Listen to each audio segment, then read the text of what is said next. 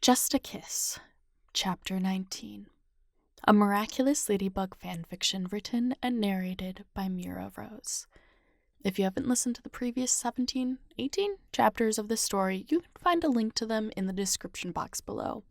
Don't forget to like, subscribe, comment, all that good stuff. And if you don't know what to comment, you can put the last 4 years. Now then, please enjoy Just a Kiss, Chapter 19. Nathaniel Kurtzberg.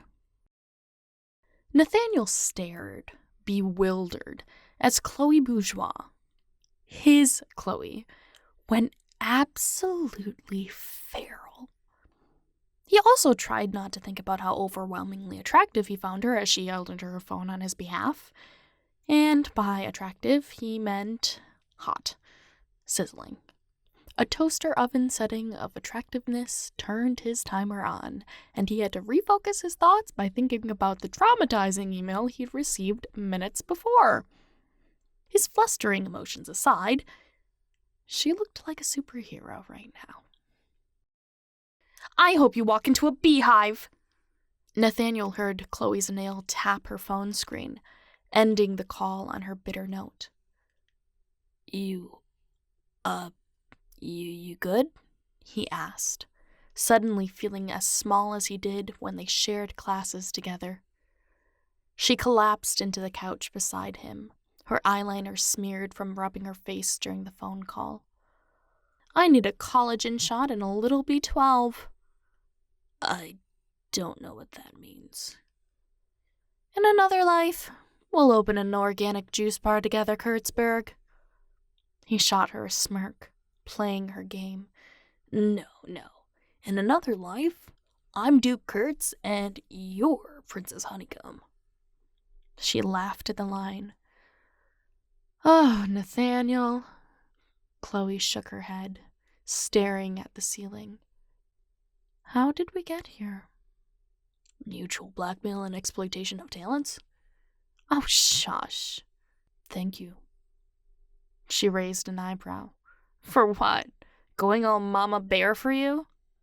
"Something like that."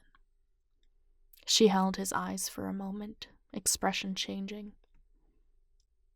"Why did you stop?" Her question was all but a whisper.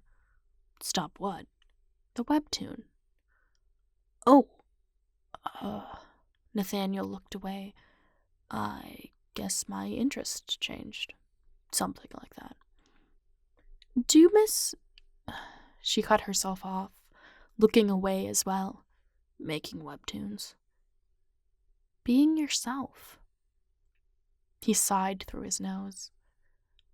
"I don't know if he exists anymore."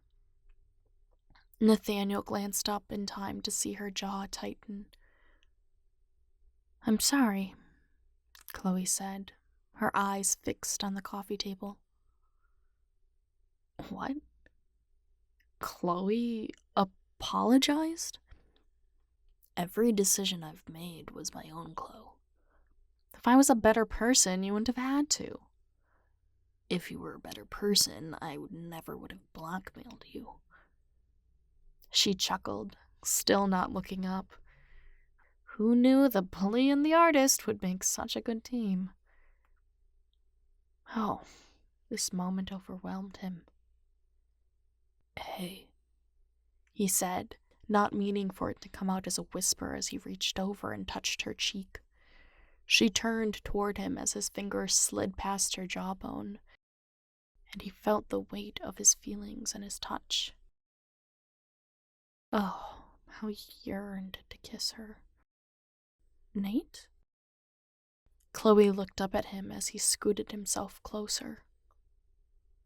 Gritting his teeth, Nathaniel chose to stare at the wall behind her instead of noticing the length of her eyelashes. Once his hand was behind her neck, he pulled her into his chest, wrapping his free arm around her back. "Thank you for the last 4 years." He didn't mean to say it into her ear, but that's where their heads ended up once he pulled her into an embrace. He felt her back straighten, but he couldn't tell if it was from the action or the words. It was rare for them to have contact like this. Actually, had he ever held her like this? Actually, yep, this is awkward. She wasn't holding him back. She wasn't holding him back. He let go and stood up, turning his back to her as he gathered his things so she wouldn't see his face. After all the money he'd spent making himself look like someone who matched her when they stood side by side, he still looked like the kid she bullied whenever his face flushed. "What, are you trying to get a bonus or something?" she joked, and he didn't have to look to know she crossed her arms with the response. "I mean, Apple pencils don't pay for themselves," he shot back, his smirk matching hers by the time he turned around. "If it weren't for me, you'd be running a sticker shop on Etsy right now." "Hey, hold up. Nothing but respect for those stationery shops. One of the fanfiction writers I follow has to do one of those for their degree." She narrowed her eyes, an eyebrow arched. "You still read fanfiction?" "Whatever." He knew it was a tease. "I'm gonna bounce." Yeah.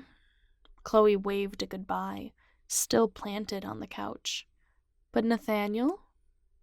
"Yeah?" What else was she going to tease him about before he left? "I feel the same." "Huh?" "The last 4 years." "The last 4 years?" She rolled her eyes. "Thank you." The flush returned, but he didn't look away. "Who else could put up with a brat like you for that long?" Her jaw dropped and he bolted for the door, a throw pillow hitting the frame as he opened it, chuckling. Yeah, it was a good thing he hadn't kissed her. While their partnership might survive a kiss, he probably wouldn't. It was best to keep things like this. It was best to keep things like this because, for her, it'd be just another kiss. For him, it would be the start of a mental decay. It was best to keep things like this, after all. Thank you so much for listening. Chapter 20 is on the way. In the meantime, you can check out other Miraculous fanfiction on this channel. But also, check out my Patreon at patreon.com/MiraWrites. You can get first access to my scripts and videos that way. I will catch you in the next one. Bye!